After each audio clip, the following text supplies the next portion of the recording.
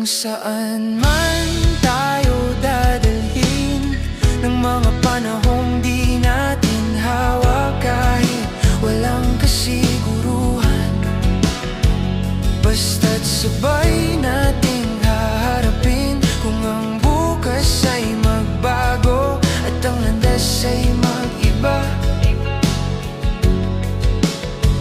kung saan man tayo dadalhin, sabay pa rin akong lalakad.